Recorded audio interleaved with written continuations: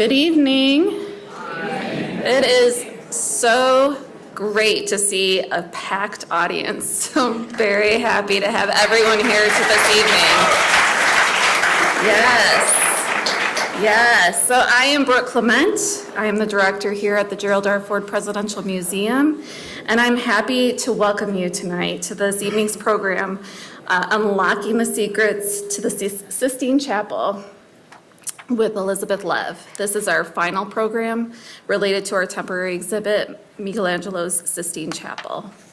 This exhibit will end on September 11th, and then we'll have Art Prize directly following. So we're gonna hope to see everyone back for that and all the upcoming programs that we're planning for this fall. And for more information about that, you can either talk to me and Gleaves and anyone else on the foundation or library museum staff, or you can visit our fordlibrarymuseum.gov website. I want to thank the Ghirlandaio Ford Presidential Foundation for their continued support for the library and museum's programming and exhibits. And just to reiterate, we cannot do this without them, so thank you for that. And with that, I'm gonna welcome Gleaves Whitney, the Executive Director of the Ford Foundation, to introduce tonight's speaker. Gleaves.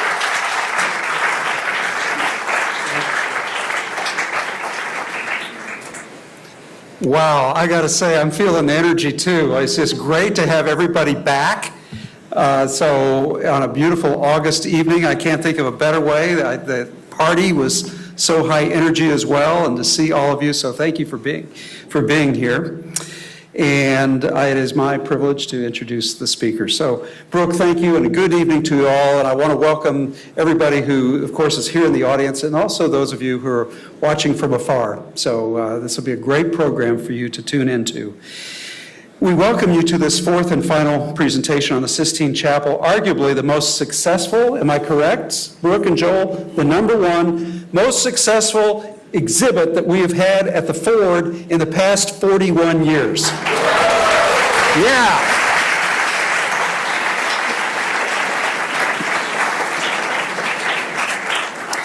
And tonight we have a great speaker to match, more about whom in just a minute.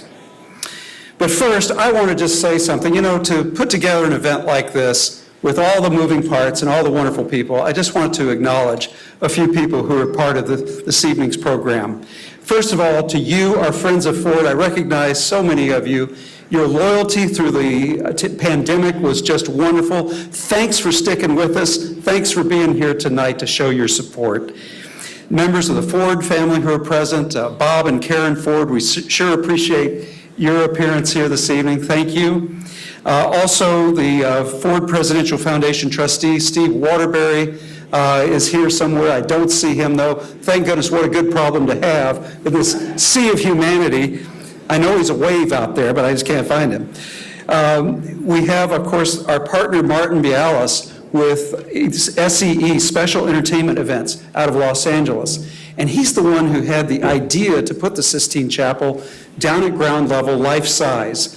I got to meet with Martin. He's German in origin, but he went to Forest Hills Central. So he actually has roots here in West Michigan for a few years, and it was just delightful to learn how he put this together, and then for the leadership at the museum to have the genius to bring it here. And also, I got to say something about my terrific team at the Ford Presidential Foundation, Lauren and Abby and Rachel and Amy and all the people with whom I'm privileged to work. Thank you so much. Put it together. Give them all a hand. So as I say, this is our fourth and final installment in this Evenings to Remember series that we've been having. Do you think we ought to continue this theme of Evenings to Remember? Is it working? Well, on a little bit of a serious note, I think events like this are really significant. They're significant because by coming to our programs like this, you are standing in solidarity with sort of the Ford ethos, with Jerry and Betty Ford, of appreciating the values, the virtues that made this country great, and you're standing with them. We are building community by you participating in this. Second, it's significant because, remember, President and Mrs. Ford lived in the White House for 895 days. One of the great art museums of the United States. Really, it can stand on its own. We have books here in the museum and in the foundation about the White House as an art museum.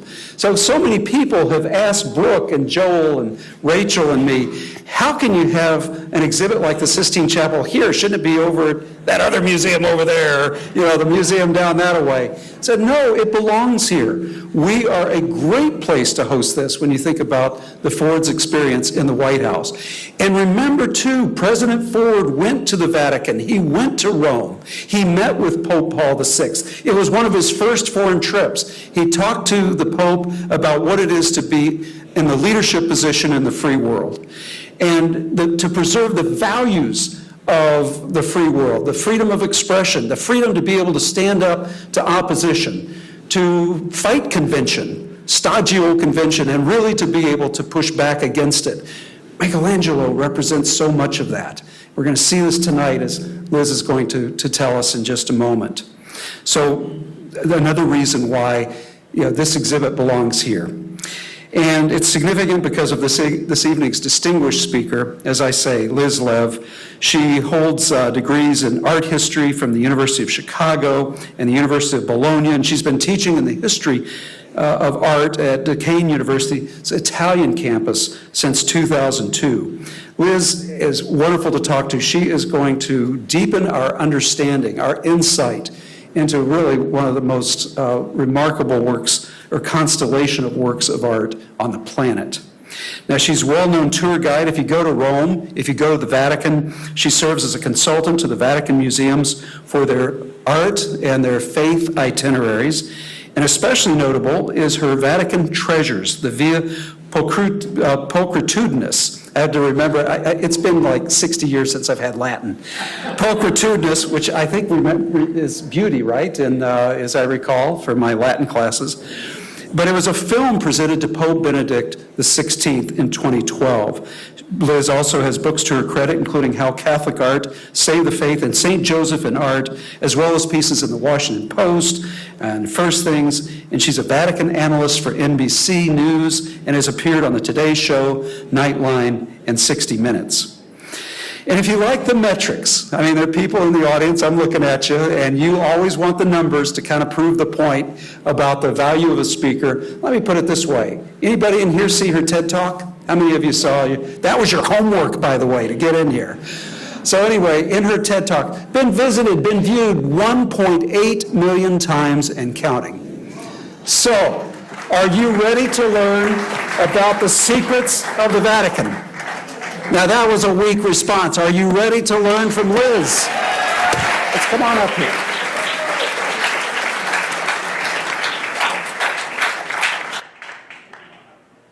Everything about the Sistine Chapel was a secret. As a matter of fact, not to dust off some Latin, but the word secretum is the word for private. It's the word for separate. And that's exactly what the Sistine Chapel was. The Sistine Chapel was a private, separate place that was set apart for just a few fortunate people who would be able to pray in that space. As a matter of fact, as you see this little diagram of Vatican City State, you'll notice that the Sistine Chapel, it's nestled between two different buildings. St. Peter's Basilica, the parish church of the whole world. St. Peter's Basilica is meant for everybody. 7 a.m. to 7 p.m., come on in, just cover your knees and shoulders. It'll all be good. And then on the other side, we had what we know as the Raphael Stanze, but that was the actual apartment of the papacy. That was the private space of the papacy. And here, this gathering space where the Pope met together with his court in order to pray. So the Sistine Chapel used to look like this, a very, very elite space. Here in the foreground, we see these very few priests, cardinals, bishops, member of the clergy. The gate that separated the tiny number, only about a third of the space, was dedicated to lay people. This tiny little space left over for those few lucky lay people who might be able to come in, none of whom were women until the 1700s. Today, every now and then, the Sistine Chapel reveals its little quiet and and private side around January 8th, where the Pope baptizes a group of children in the Sistine Chapel. Outside of that, the Sistine Chapel very rarely has that segretum feeling anymore. And part of the reason for that is Pope St. John Paul II, who, once he was elected in 1978 in a rather grimy Sistine Chapel, made it a sort of a cause célèbre for him to return the beauty of the Sistine Chapel through the lengthy restoration from 1981 to 1999, in which the 500 years of patina and dirt and dust were removed, and the Sistine Chapel could speak once again with its full volume and full voice. And ever since that moment, the Sistine Chapel has become revealed more and more and more of its secrets. We've learned more and more about the Sistine Chapel, and more people have shown up to see it. So today at Standing, the pre-pandemic, the number of visitors to the Vatican museums on a particularly busy day in 2019 would have been around 32 to 35,000. At this writing, as it were, the Vatican museums is back up to 25,000. So we're back to the good times in the old town tonight.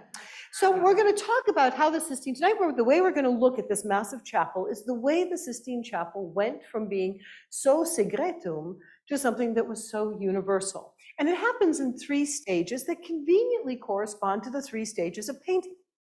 And we start with the construction of the Sistine Chapel, which took place in 1477. And for Christendom, for the world of the Christian church, the Christians, that was pretty much what the world looked like. It was primarily Europe, mostly Europe, of the Western Europe. There was a little bit down here. Ethiopia has always been a little Christian community. Once you moved over towards the eastern side, you ran into the Orthodox. Apparently there was nothing on this side.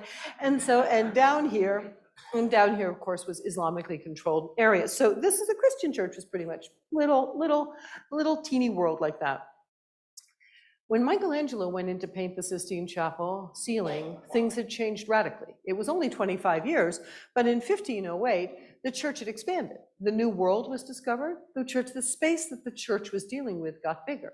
And when he returned 25 years later to paint the Last Judgment on the altar wall, Magellan had circumnavigated the globe, and the Christian church, the Christian community, was spreading its wings all the way from Mexico to Peru to the Jesuits who were entering in Asia. So we're going to be looking at the Sistine Chapel and its growth in this particular fashion. So let's start with the origins. We're going to have our 3 phases. Phase number 1 is the origins. The Sistine Chapel was built by Pope Sixtus IV. That is where the name comes from, Sixtus Sistine. He built it in 1477. And for those of you who have been to the Sistine Chapel, you may have fallen into that little surprise of walking into the Sistine Chapel and thinking, oh, I thought it would be bigger. Oh, I thought it would have a dome. Oh, I thought it would look different, because somehow we get this idea that the Sistine Chapel is about architecture.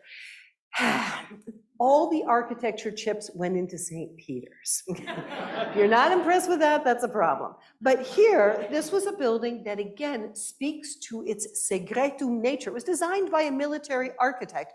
These are battlements for soldiers to be stationed, and those are holes for pouring boiling oil. The easiest place to assassinate somebody in the 15th century was inside a church.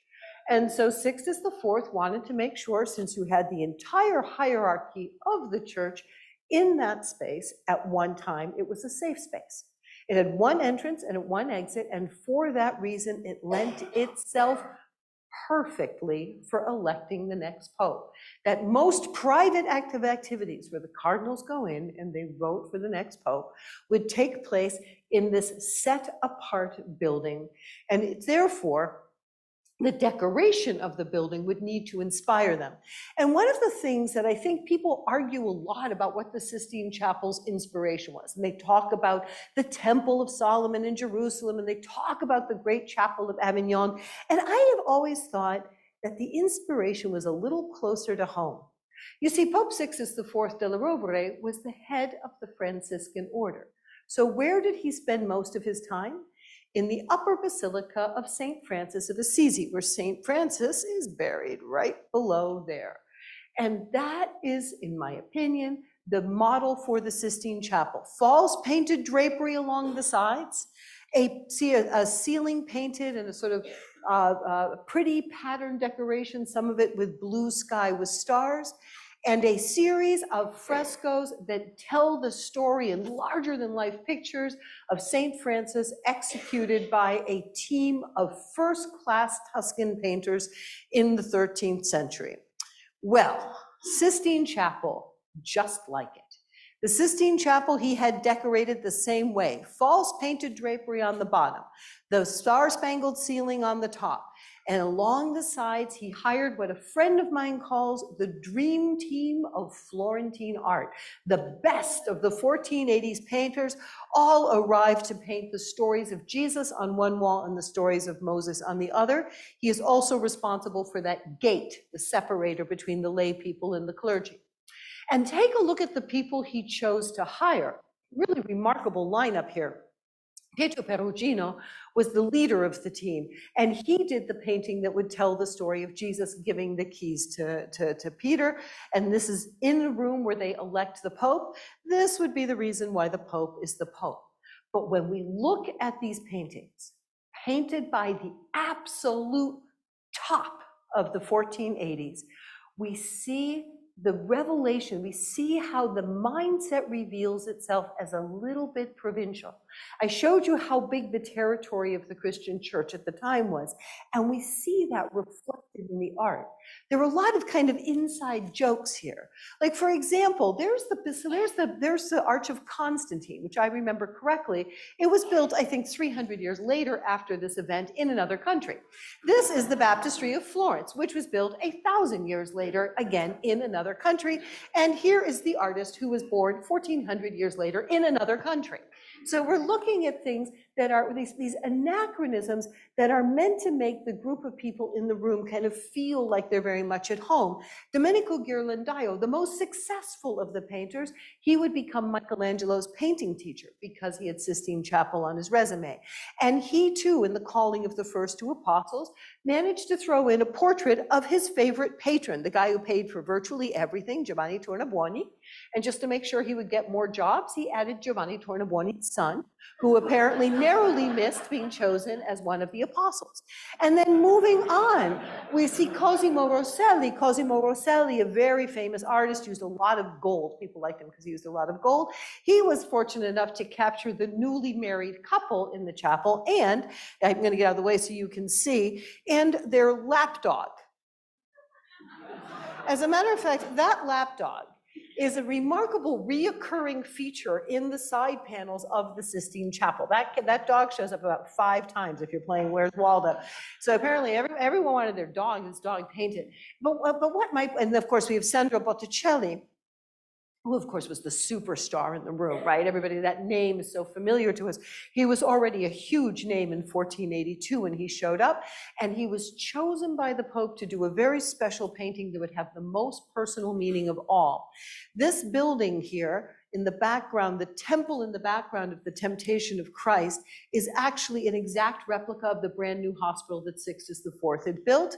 And then over here is his favorite nephew, Giuliano della Rovere, who is represented kind of standing right at the center and the heart of things. He's clearly the heir apparent. Vote for this guy in the next conclave, basically. And so these paintings, which are very beautiful, this is in no way to diminish the beauty of these paintings, but it does reflect a mindset of a church that's not particularly large thinking. It's kind of an insider baseball type of painting. And so when you went into the Sistine Chapel in this period, they were enclosed in something that thought about the world in their own understanding of their history from ancient Rome and their own immediate cast of characters and the geopolitical circumstances of the age. And then along came Julius II. And this radical change takes place from the death of Sixtus IV to the rise of his nephew, Giuliano della Rovere, who we've already seen painted by Botticelli, but because he really liked having his portrait painting, Milozzo da Forlì also did a portrait of him. You see him here, he's at the foundation of the Vatican Library. We see him over here as painted by Raphael. But this man governed over a very different church than that of his uncle. One thing the two men had in common, and a really beautiful thing that ties the uncle and nephew together, is that Sixtus IV, unbeknownst to most people don't know this, the first museum to be opened in the Western world after the fall of ancient Rome was opened by a pope. It was opened by Pope Sixtus IV. Immediately after his election, he took 5 bronze statues that were over at St. John Lateran. He deposited them in the Capitoline museums, and he opened them up to the public so that the public could begin to learn about their past and to see the beauty that had once been ancient Rome and to perhaps strive to reattain that beauty. So the first museum in the Western world since the fall of the Roman Empire, built by a pope. His nephew, in 1506, when he was elected pope, had used his time as cardinal nephew to collect ancient sculptures. They were digging in Rome. Sixtus IV was a builder. There was a lot of excavating going on. And Julius the cardinal bought and bought and bought statues. When he was elected pope, he made the astonishing decision to donate his personal collection, not to a member of his family to create a dynastic collection like the Uffizi or like the Farnese family. He decided to donate his collection to the Vatican.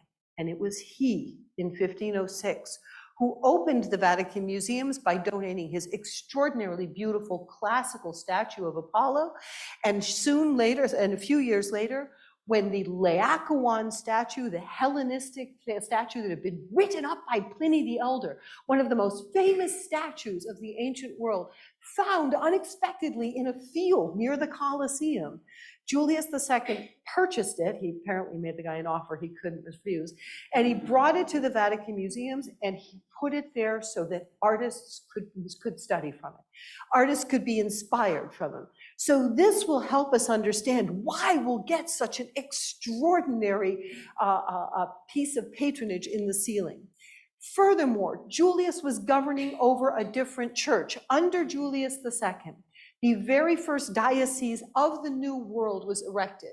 It was Hispaniola, Haiti Santo Domingo, erected in 1509 under Pope Julius II. And in the Sistine Chapel, in that very building, his favorite theologian, his favorite preacher, Giles of Viterbo, gave a sermon in which he asked this question: how are we supposed to evangelize a people we didn't know existed 10 years ago?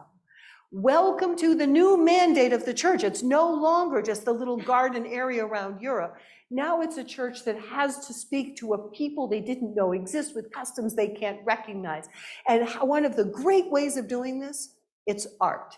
And so Michelangelo takes this Michelangelo Buonarroti, seen here in a wonderful drawing done by Daniele da Volterra when he was 40 years old, perhaps the most accurate drawing of what Michelangelo actually looked like. I'm really sorry to tell you he doesn't look like Charlton Heston. I was just rewatching that movie, and boy, does he look good.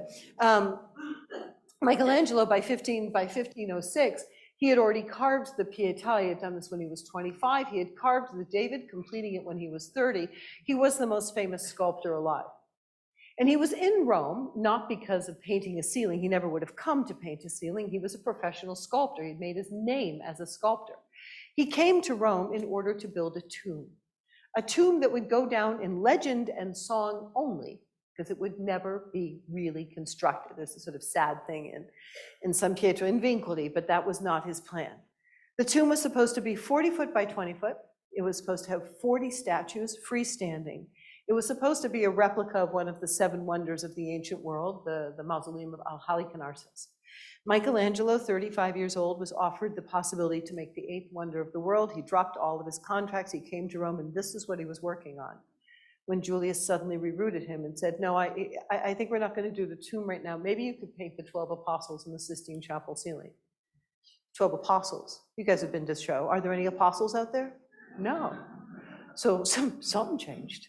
And Michelangelo will change the commission. This extraordinary artist will persuade Julius II not to go with the typical images of the single figures of the apostles floating against a blue background.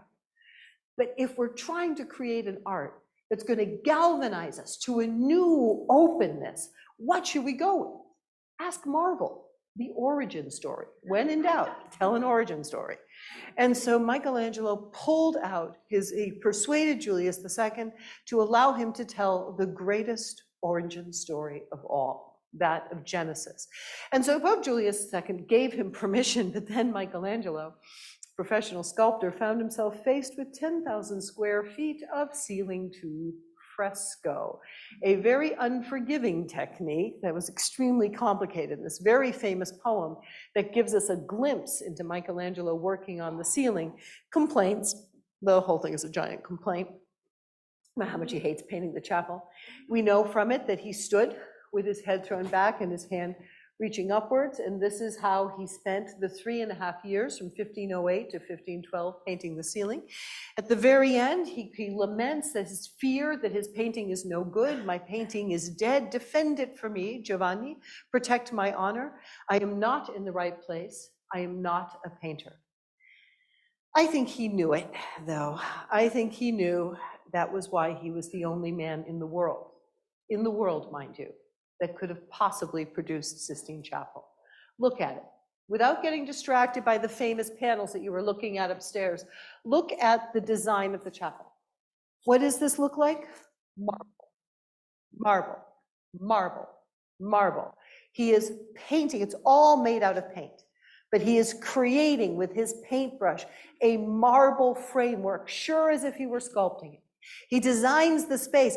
Down here, he designs these figures that look like statues in niches. And if you look carefully, look at these guys, they're casting shadows.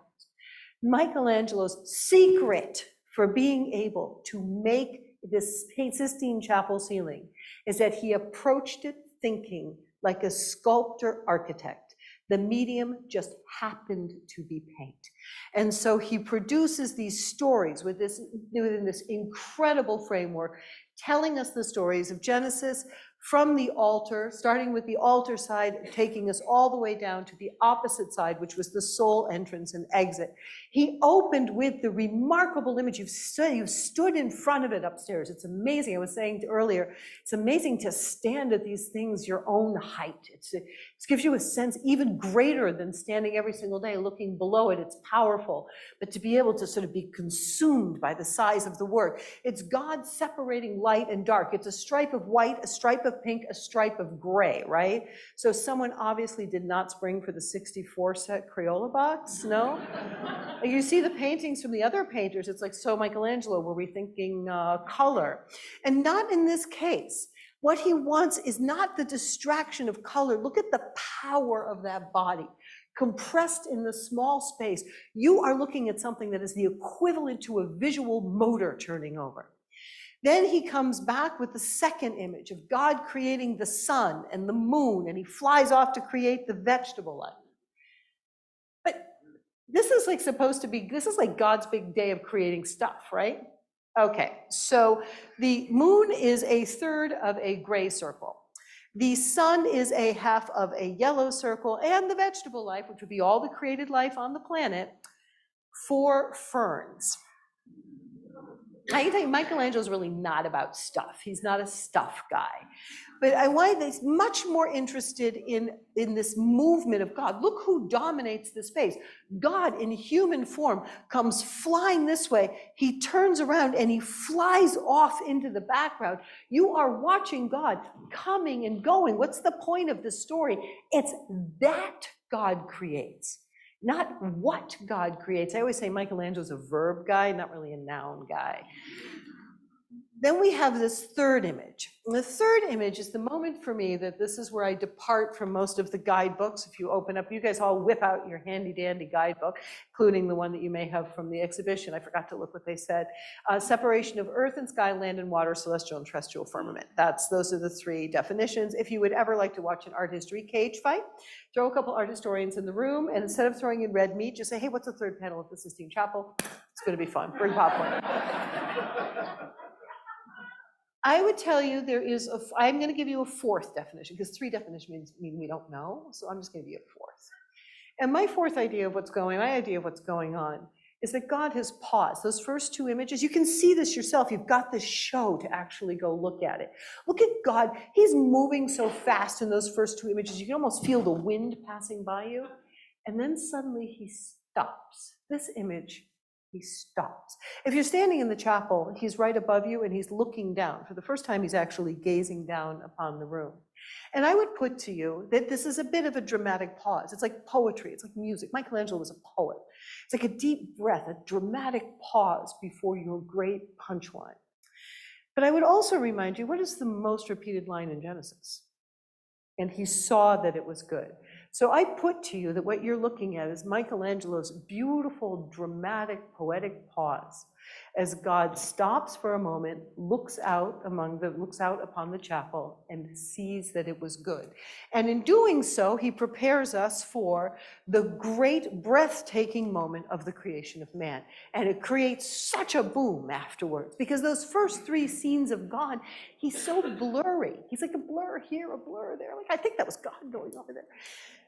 Now, something is crystal clear. Adam, he's a beautiful figure who's just crystal clear against the darkness, against the dark background. God, on the other hand, still with that energy is rushing towards him. With Adam, our first impression is of that heavy leg lying on the ground, the heavy arm suspended in midair. I always tend to think he looks like he's trying to hit the snooze button on the alarm clock. There's a tad lazy there, our Adam. But then look again. With Michelangelo, this is the one thing I always tell my students, with him, you must look twice. You have never understood Michelangelo if you gave it a casual glance. Yeah, I saw it. Bye. No, you didn't.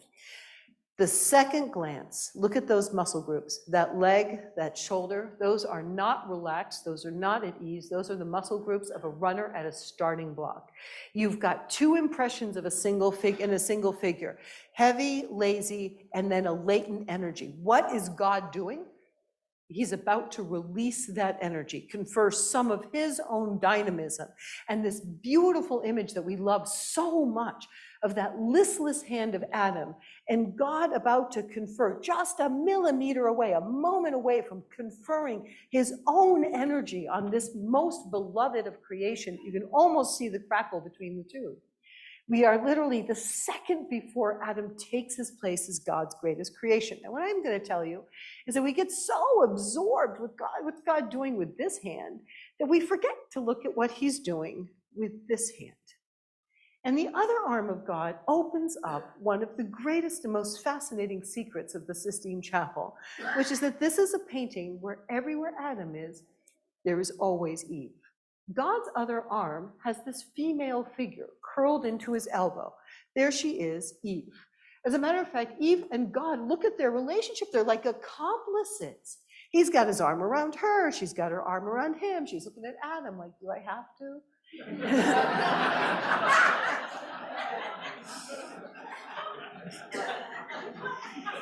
Then you have the way that Michelangelo exaggerates. God gets an extra knuckle, so you'll be sure to notice this. To notice the hand coming down on the shoulder, and the finger comes down onto the shoulder of that child, who is Christ. So in one painting, with four principal figures, Michelangelo has given you the whole story of the Bible. How God created man, all the while planning on erupting into human history after the fall to save man. It's Jesus. Really beautiful concept. But it leads to a little bit more. This is one of the greatest entry points in this building. Because once you notice that Eve, that's always that Eve with Adam, you begin to realize there is an interesting female presence that lights up the Sistine Chapel, which again is odd because women weren't allowed until 1700. And yet in the Sistine Chapel, where there is a man, there is a woman. In the images of the heroes, the famous Judith, you can actually see these upstairs in your exhibition. You'll see there is Judith across from David. Across from Moses, there is Esther, two female heroines and two male heroes. Where there is, and this is one of the most beautiful things about the exhibition, is you enter in, how are you brought into the story? You're brought in through the families that make up the history of humanity. So you walk through these ancestors. The only thing is, if anybody's familiar with the Bible, in the Gospel of Matthew, the genealogy, it mentions 42 generations, and I believe it's 5 women, right? 5 women get named in the genealogy, the begats, as some of you will call them. And in Michelangelo, those women may not have names, they all have faces. Go back upstairs and look. For every father painted, every father mentioned, there is a woman, there is a mother who is painted by his side. This is my favorite because she's rocking baby with one foot, nursing, holding baby with the other foot, and he's doing nothing. So it's a frequent occurrence in that genealogy of the Sistine Chapel ceiling. Anyway, the fact is, this is a very beautiful thing that culminates in the dead center of the Sistine Chapel ceiling. When you look at that series of panels, there are 9. There is a distinct center, and the center panel of the Sistine Chapel is indeed the creation of woman, not the creation of man. And so that's followed by Adam and Eve in the Garden of Eden. In Garden of Eden, where there's no stuff, it's not really the story about a tropical island paradise. It's a sculptor giving you the contrast of the extraordinary beauty of the bodies of Adam and Eve in the Garden of Eden, contrasted with their bodies post-fall, where they hunch over, the light drains from their bodies, gravity dogs at their every step, and the body becomes a burden to man. As a kind of inside joke in the Sistine Chapel, Michelangelo put the fall of man directly on top of the gate, which kicks out the lay people. So where lay people could go no further in the church is where you get kicked out of earthly paradise, which is, I'm afraid, just rubbing it in. The final 3 stories will be the stories of Noah. Noah will tell the stories of Noah, will include the story of the flood. That's a particularly beautiful rendering you have upstairs where you can see really remarkable details. Followed by the sacrifice of Noah, where Noah gets out of the ark and makes a sacrifice to God, followed by that particularly strange one. I don't know how many of you have paused in front of that final image of the Sistine Chapel ceiling where Noah becomes a farmer, grows grapes, gets drunk, passes out naked in his barn. Not really the way I would have ended the God created light, ends up with some guy blind drunk in a barn. Sounds like my student's semester abroad. And even more moving is when you see the contrast. All the potential in the body of Adam, which gets dissipated in the drunkenness of Noah. It seems almost like Michelangelo is making fun of you. And in the painting, this is the one that is the furthest. So here's the altar. This is the entrance and exit door. So one more step back, you're out of the picture, literally. And this is empirically, it's the darkest scene on the ceiling. This is the moment that Michelangelo finally found a Crayola box, adding that beautiful image of Zechariah, which again you have upstairs. Emerald green, topaz yellow, he grabs your eye. And he's the prophet announcing, I see a light come from the east. He's drawing you back to the altar. These female figures, these male and female figures, the prophets and the sibyls, they lead you figure by figure, piece by piece, like a drumbeat building up to the crescendo. They're bringing you along the sides until you get to Jonah. You saw the Jonah. Jonah's amazing. He's the most complicated piece of painting in the entire Sistine Chapel. You can see for yourselves when you stand up in that exhibition, Jonah's the biggest thing in that ceiling. And he's on a piece of plaster. This is what you don't see.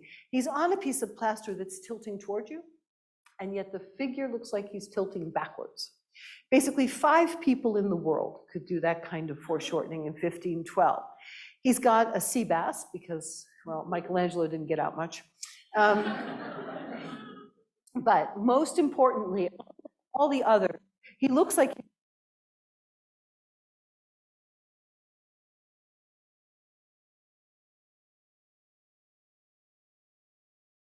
What makes this interesting is that there is a little secret you need to know. It was not a secret in 1512, but you do need to understand a little piece of code. Whenever you see Jonah in early Christian art, Renaissance Christian art, medieval Christian art, Baroque Christian art, anything up to the Enlightenment, whenever you see Jonah, he means one thing and one thing only. He's the death and resurrection of Christ. Not because I say so, but because Jesus said so on a couple of occasions. And this from the Gospel of Matthew, when people ask, how do we know we're saved? Jesus says, look for the sign of the prophet Jonah. As Jonah spent 3 days in the belly of the whale, so will I spend 3 days in the heart of the earth. The Sistine Chapel was meant to take you from the beginning of human existence to its salvation. Beautiful, beautiful sense of completion. But we're not done yet. And we're not done yet because there's phase 3, 1534 to 1541. This is the altar wall, and Pope Paul III, who is going to make a Michaelangelo, who has left Rome in the rear view mirror. He's up in Florence, he's up in Carrara, he's doing other things. He's trying to put the whole thing, got a few issues left over from dealing with these people in Rome. And he gets called back in 1534 by Paul III. And Paul III is now governing a church which is much, much bigger. It's a globalized church. And we can see the church, which is, we see Magellan, who has circumnavigated the globe. We have activity going on in Asia, North America, and South America, and Africa. The church has, on top of this huge mission, it also has had a series of challenges. Julius II ruled over one more or less Christian church. Now the church has been subdivided into all these different forms with the Protestant Reformation. We have the printing press, which is the capacity of spreading ideas like wildfire. People are confused, they're inundated with information. And iconoclasm, the destruction of the traditional way that the church communicated through images, this distrust of images. The Catholic Church finds itself a bit with its back to the wall. And where are the problems coming from? Half the problems are coming from those privileged people who are sitting around in the Sistine Chapel voting for the next voting for the next pope, wearing their fabulous little outfits. The reform has to start somewhere. And the place where it really needs to start is among the bishops and the cardinals. And so Paul III brought in the one man he believed had the visual force to be able to give a talking to, if you will, to these people, and to show an image that would unite humanity again, but not with a sense of where we come from, now with a sense of where we are all universally going. And so he produced The Last Judgment, 1534 to 1541. He was 59 years old when he began. It was a lot slower work, also because he broke his leg in the midst of working on it. And it involved the destruction of all the paintings on the altar wall. He had to destroy his own work, which was up here, the paintings by Perugino, which were here. Instead of putting it on the entrance and exit door, which is what everybody else did, a reminder to lay people as they walked out of Mass, just in case the world ends before next week, try to be good. This was going to be the focal point of 3-hour-long masses in the Sistine Chapel and the backdrop of when the cardinals put their vote in for the future pope. It's even shaped like the tablets of the Ten Commandments. In my mind, this will always be the ultimate painting of accountability. So we start a painting in a very unusual way. Michelangelo's Last Judgment starts here. When you come into the chapel and you stand at the bottom of the stairs, you see this little cave of demons. There's actually one demon right there that's looking right at you, right there. And that demon is kept from you. Here he is again. That demon is kept from you by the cross on the altar. Literally, Michelangelo painted it, knowing that there would be a crucifix in front of it, with Jesus holding his arms out to keep that demon away from you. Then, above it, he has angels blowing their horns, calling the dead back to life, and they form something like a halo above the cross. But you see over here, the angels are holding open books. They're basically showing you, look what Jesus did for you. And then they ask that rather awkward question, hey, what'd you do for Jesus? It's going to be a bad day. You can tell because the little book contains the good deeds and the big book contains the bad deeds. Then the people start to come up on the left. You read it left to right. You have the figures coming up on the left. You guys will see it on your way out. Stop and take an extra look and watch the bodies struggle as they break away from the ground. And take a look at something. How many of you have noticed this little group right here?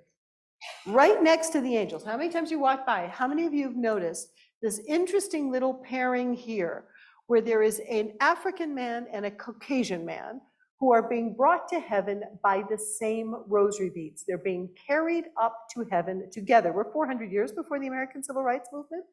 This is an image of universal salvation. And because this is a hot topic, I am throwing in one more piece of information that people probably don't know. It shouldn't be a secret, it should be something that everybody knows. This is Pope Paul III, the man who had the Last Judgment painted.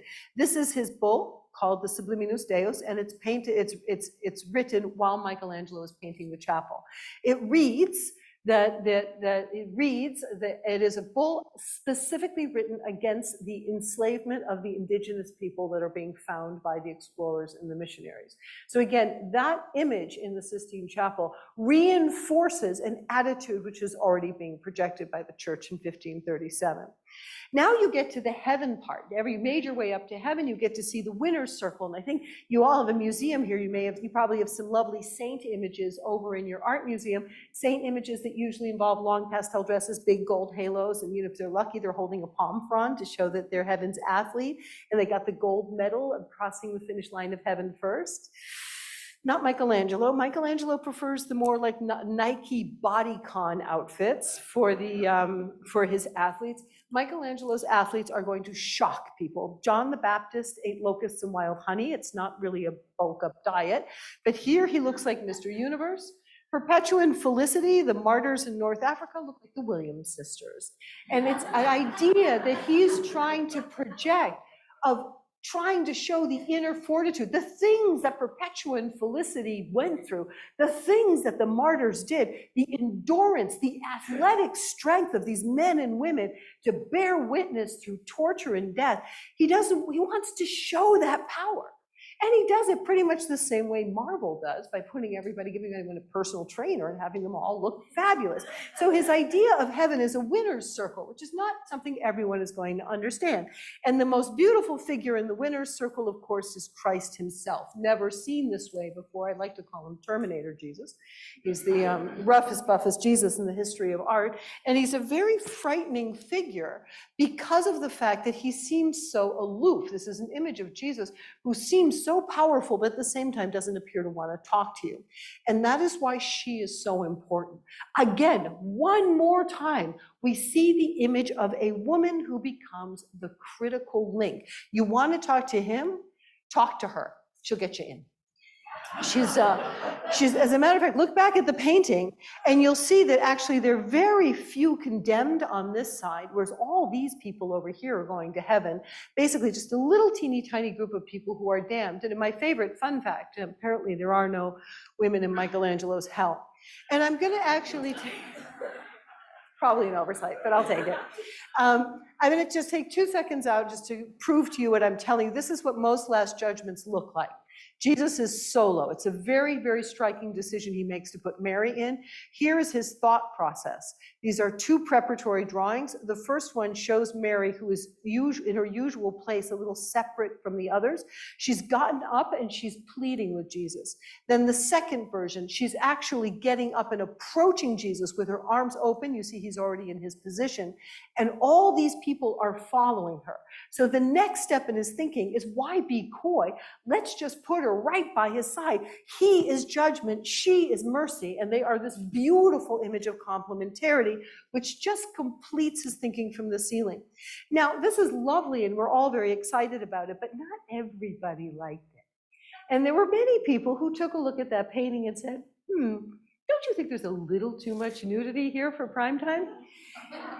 And it started out as a little secret private argument. It should have been an argument between two cardinals that didn't really like each other anyway. One liked the painting, one didn't. That should have been an in-house argument. The printing press made sure we could all weigh in, not unlike Twitter and other forms of social media. The next thing you know, there it was. Here's the picture, what's your hot take? And people grew outraged. The fans of fires were fueled, including by someone who worked in the Vatican. This man here, kind of seeing trouble for Michelangelo, thought, ooh, I'll start calling him a pornographer. I'll call the painting a stew of nudes. Unfortunately, Michelangelo found out who he was and added him to the painting as Midas, the judge of hell. And that seemed to be the end of it, but it wasn't. The painting actually had to be covered 20 years later because the outcry over the nudity and the misunderstandings about the painting were so serious. However, Michelangelo, for his part, was completely uninterested in fighting this fight anymore. We have the famous image of Michelangelo now in his 60s, adding himself into the painting with the figure of Bartholomew holding his own skin, and apparently the caricature of Michelangelo would be in the face of that skin. However, what we're really meant to do is not focus on the nudity, but on the beauty of how this painting went from being this little elite group to a painting that was meant to include everybody, a painting that's supposed to be an image, a promise, a goal, a dream for all of us. And so now these days, we understand Michelangelo a little bit better. We understand that Michelangelo's motivation in creating these bodies really is this beautiful line of the sonnet he wrote while he was painting the Sistine Chapel. Nor hath God deigned to show himself more than in human form sublime, which since they image him, they alone I adore. So Michelangelo's Sistine Chapel, which yes, went from being a secret place to a public place to perhaps an overrun place, is really an invitation for us to stand in that theater as people have done for 500 years now, and to really learn to find ourselves and find our love and appreciation for ourselves and others in that magnificent space. Thank you very, very much. So, I get overexcited when I talk. I don't know how I did a TED Talk. I know how I did a TED Talk. I had my talk written and then someone pulled out the last minute and they called me up and they said, you get 2 extra minutes. And that's how I did a TED Talk. I'm always looking for extra minutes. So I'm afraid I've used up a lot of your time, and I'm sure some of you are like, I really can't listen to this woman speak anymore. But apparently, if you guys would like to, if there's anybody who wants to ask questions, I am more than happy to answer questions. We have microphones on either side of the room, so you can raise your hands, ask a question, and hopefully I'll be able to answer it before tomorrow. I was doing a tour once, and someone during the tour actually turned to her husband and said, please don't ask her any questions. We'll never get out of here. So yeah, it's a problem. Hi, I love the presentation. Thank you. What makes painting in fresco so challenging? Oh, that's a wonderful question. What makes painting in fresco so challenging? I love that question. It's a technical question.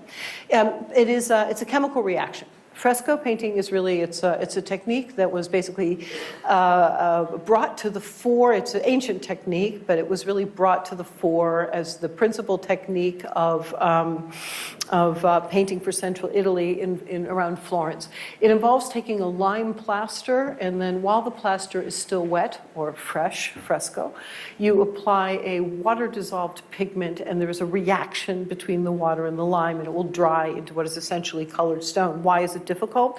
Because the drying time and the reaction will be different depending on different kinds of sand, which you can't always tell. So doing a fresco in Florence is different from doing one in Rome. You have 6 hours drying time. When it dries, there's no erasing. You have to chip it out. And so it doesn't allow for mistakes, and it requires that one work in a team, by the way. It is impossible. Again, I was just watching the agony and the ecstasy of Michelangelo by himself up on the scaffolding. Sorry, no. You have to have a team. Someone's got to be, grinding pigment, mixing plaster, getting peanut butter and jelly sandwiches. So yeah, it's a very demanding technique, and it requires a great deal of expertise, and everything needs to be planned out in advance. So also the idea of Michelangelo winging it as he was going along just is not a thing. Great question. I have a question about the symbols. Mm-hmm. So when I read the literature that's standing behind each of the drawings, I wonder, what do you think about the interpretations that are written? You'll have to tell me the interpretations that are written.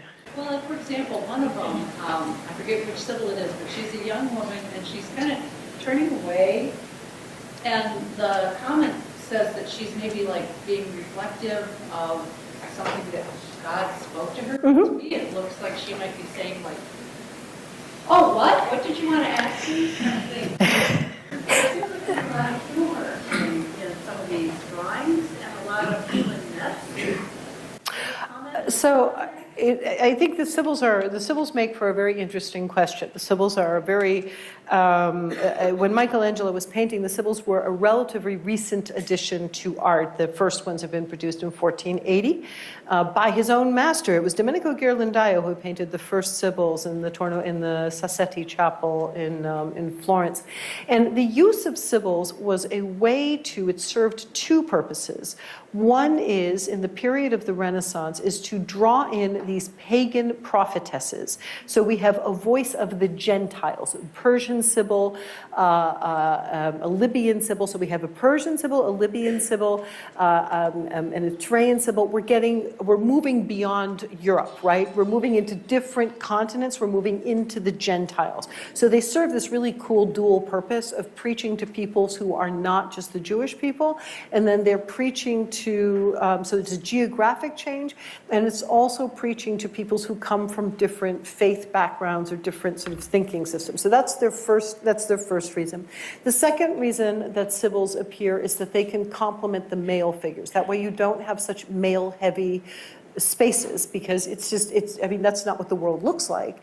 And so to have this constantly, it's either apostles or Old Testament prophets, it allows for this presence of authoritative female figures. One of the things that's interesting about specifically Michelangelo's use of the Sibyls is that they're different. Each one is different, and that is unlike, for example, Pinturicchio or Lippi. There are a lot of others who do them. They're very different in the sense that each one seems to have her own persona and her own character. So I think the different ways that they're positioned are really just kind of meant to draw out individual characters of each one. And then in particular, I think the one that really lends itself to the greatest amount of interpretation is the Libyan, who is closing the book of the prophecy. So basically, as she's the one step away from Jonah, she's drawing the era of prophecy to a close, and she's about to open up the new era of post-redemption. There's actually a ton more. I'm sort of pulling on the leash in the back of my head, like stop. But they are fascinating. They are fascinating figures that again show a kind of the sense of universality of the Sistine Chapel.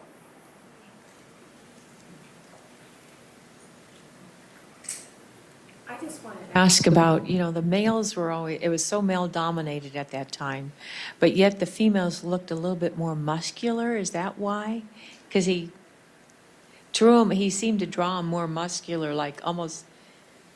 So I see where you're coming from, and the very muscular female figures that are always immediately noticeable are the representation of Eve pre-fall. So when you see Eve inside the Garden of Eden, she's a big girl. The representation of the Sibyls, for the most part, and the saints, the female saints that you see in the upper part of the Last Judgment. I would suggest, however, that you go back up and take a look at the ancestors that Michelangelo painted on the way in. The women he paints as mothers are not particularly muscular. There's one kind of like scary looking mom, but there's always one. But if you go back up and you look at those women that he paints as he paints of the ancestors, these are very kind of soft, delicate, very feminine-looking women. So returning to his masculine-looking women, I think that brings us into a realm of how do you represent, before Marvel had its 2020, come to Jesus moment, you would notice that this is true of like all superhero, feminine, female superhero figures, right? They all have not an ounce of body fat on them, right? And their figures really are in many ways, short of these sort of obvious feminine attributes, they are sort of toned and lean. I mean, when you're preparing to play a superhero in a Marvel movie, they don't say, oh, go eat macaron. They say, here's your personal trainer and here's your carrot. Talk to me in 6 months, right?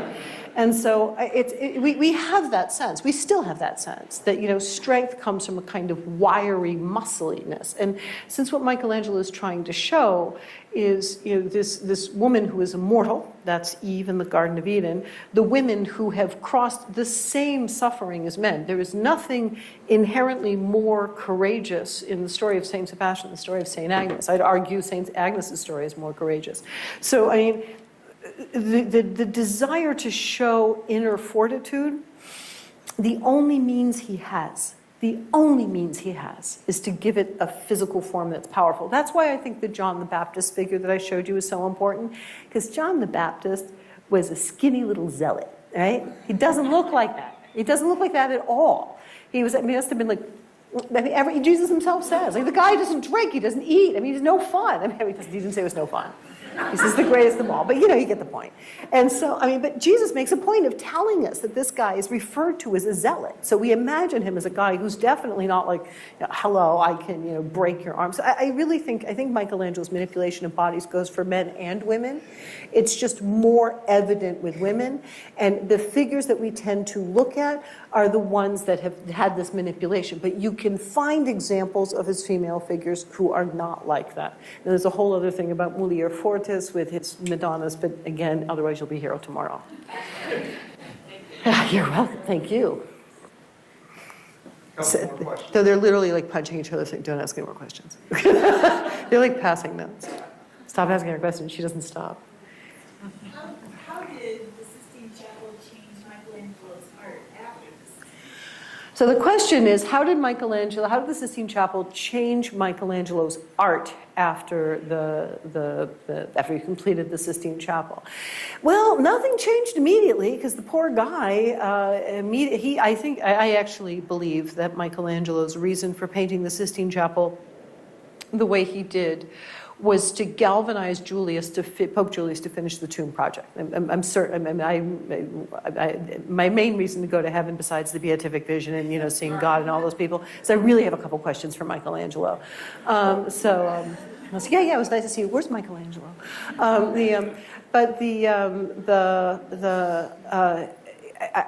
fairly certain he really wanted to get back to the tomb project, and so. Right after he finished the chapel, the patron died, like within 3 months.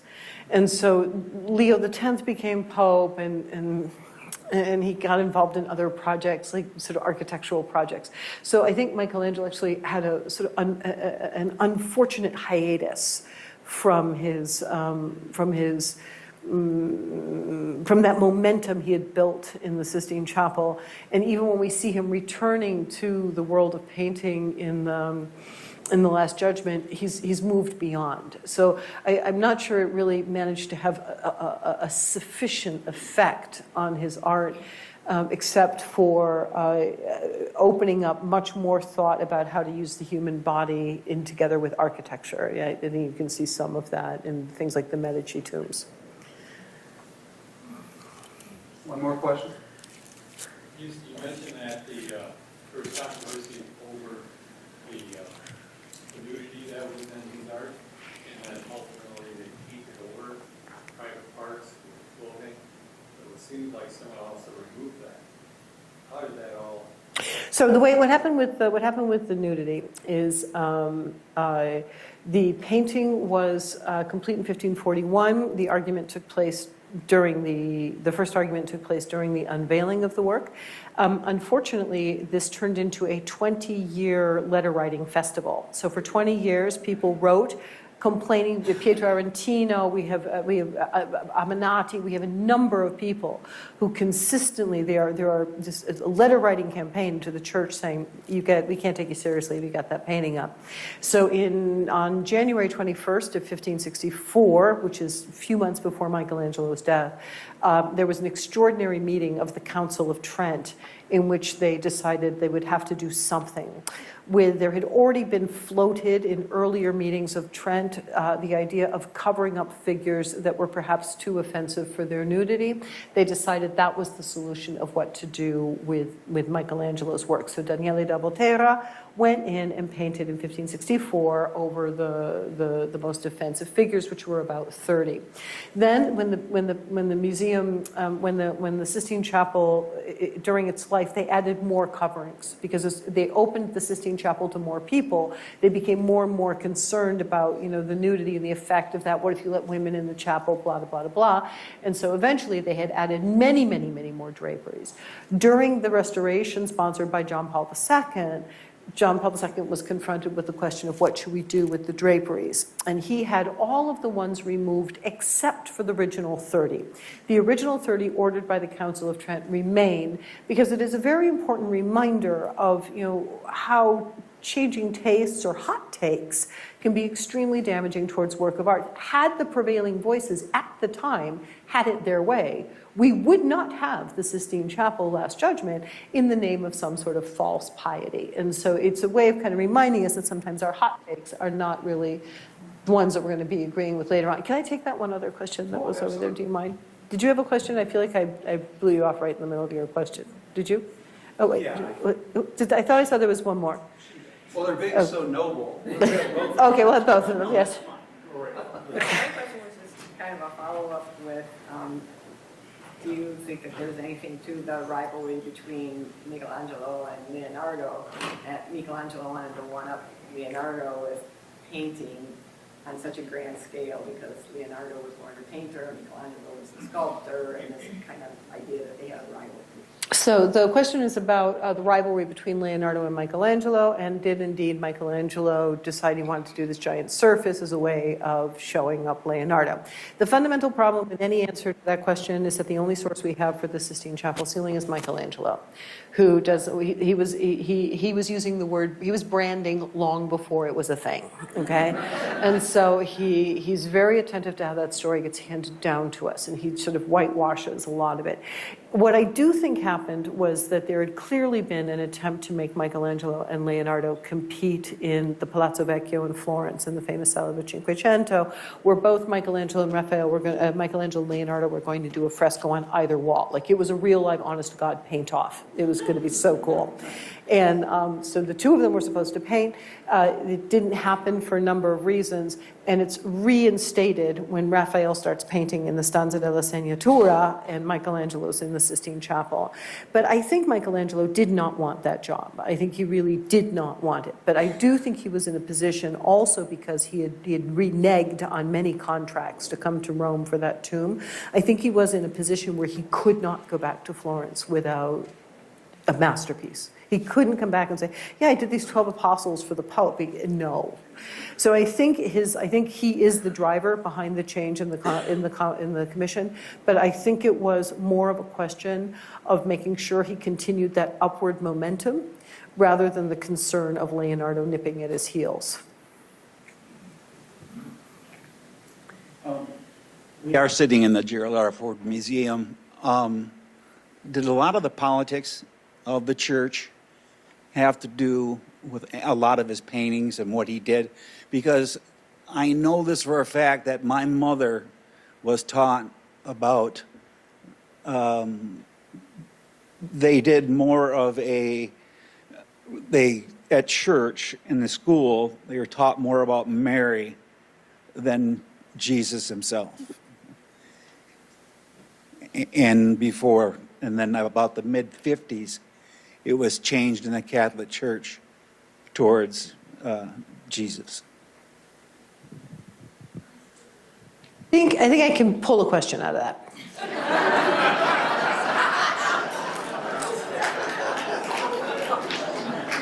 And in many ways, you have handed me my favorite thing about the Sistine Chapel. Yes, what you are talking about in 1950 is the dogma of the Assumption, and 1854 we have the dogma of the Immaculate Conception. I am utterly convinced, to the point if I can ever sit still long enough I will finish a book on the subject, I am utterly convinced that the driver of this extraordinary girl power imagery in a room that was meant only for men, painted by a man who never married, I am convinced that it is all about the Virgin Mary. And that the reason why the center ceiling is the creation of Eve is an early way of talking about what the church would later elaborate into the dogma of the Immaculate Conception, while it was still just an idea and a feast day, by the way, that was put on the universal calendar by Sixtus IV, the builder of the Sistine Chapel, who dedicated the Sistine Chapel to the Assumption of the Virgin. So I end this question on what was actually a very, very, if you were to ask me, like, what was, we were talking earlier, things you want people to ask you, that's really, this is my favorite part, is this extraordinary devotion that Michelangelo has to Mary. What is the statue that shoots him to fame? It's the image of the Pietà. In the Pietà, it's not Jesus you're looking at. You're looking at Mary. Mary is the heroine of the Pietà. His face is turned away from you, and he's very beautiful, and you don't see his wounds. You just see Mary, who is taking the most terrible blow a human being can possibly take, and takes it with grace and strength and faith and power. And so from the very beginning, she has been his guide. I think she was his guiding light.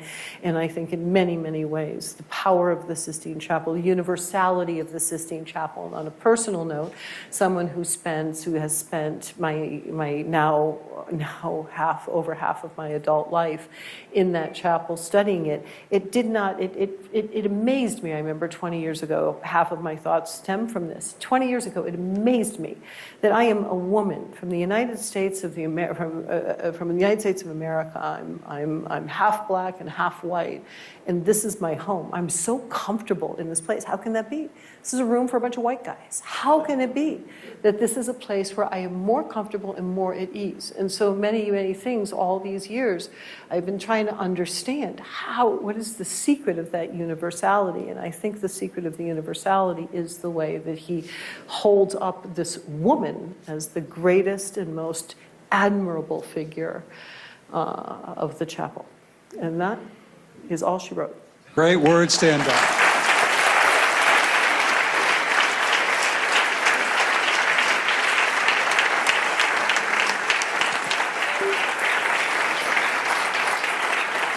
Well, there are some speeches, there are some presentations, all you can respond is with a just wow. And I think tonight was one of them. Thank you so much, Linda.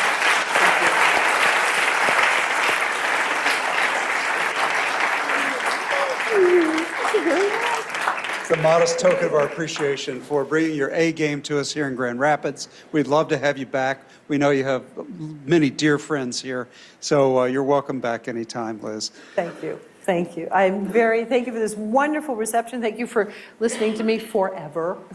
Sorry. And thank you for your interest. And most importantly, thank you for your love of beauty. I think many ways I believe about Julius II. He's one of those people who believed that beauty would save the world, and he put his money where his mouth was, hiring Raphael, Michaelangelo, donating his whole art collection to create the Vatican museums. And without people to love beauty, beauty can't save anything if people don't believe in beauty. And so I'm very grateful for all of you who came out on this evening to really learn about, appreciate, share in your love of beauty. So thank you.